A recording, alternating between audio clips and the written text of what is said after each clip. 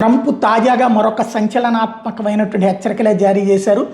సమయం ఆసన్నమైంది అంటూ గ్రీన్లాండ్ మీద ట్రంప్ కీలక పోస్టు పెట్టుకొచ్చారు. ఓ పక్కన గ్రీన్లాండ్, డెన్మార్క్తో పాటు యూరప్ దేశాలన్నీ వ్యతిరేకిస్తున్నటువంటి నేపథ్యంలో డెన్మార్క్ మీద తీవ్ర ఆగ్రహం వ్యక్తం చేశారు. గ్రీన్లాండ్ భద్రతకు రష్యా నుంచి ముప్పు పొంచి ఉంది. నాటో 20 ఏళ్లుగా చెప్తున్న డెన్మార్క్ ఎటువంటి జాగ్రత్తలు తీసుకోలేదు. రష్యాను ఎదుర్కోవడంలో అది విఫలమవడంతో భద్రతా కారణాల దృష్ట్యా మేము ఈ చర్యలు తీసుకోవాల్సి వచ్చింది.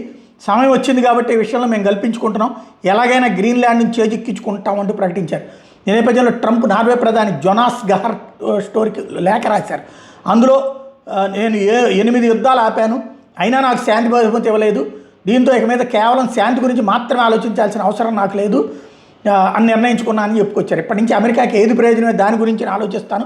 నాటో పంపిన మరో లేఖ, నాటోకు కూడా ఇంకో లేఖ పంపారు. గ్రీన్లాండ్ గురించి ప్రస్తావిస్తూ ఆ దేశాన్ని చైనా, రష్యా నుంచి డెన్మార్క్ రక్షించలేనప్పుడు గ్రీన్లాండ్ మీద దానికి యాజమాన్య హక్కు ఎట్లా ఉంటుందని ప్రశ్నించారు. మరి వాళ్ళు ఏమన్నా అక్కడ దిగారా?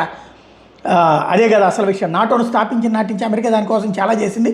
ఇప్పుడు తమ కోసం నాటో ఏదైనా చేయాలి మా కోసం అని చెప్పుకొచ్చారు. గ్రీన్లాండ్ మీద మనకు పూర్తి నియంత్రణ లేకపోతే ప్రపంచం సురక్షితంగా ఉండదని చెప్పుకొచ్చారు. గ్రీన్లాండ్ విషయంలో తమకు మద్దతు తెలపని దేశాల మీద ఆల్రెడీ 10% నుంచి ఇప్పుడు 25% ట్యాక్స్ వేయడానికి కూడా రెడీ అవుతున్నారు.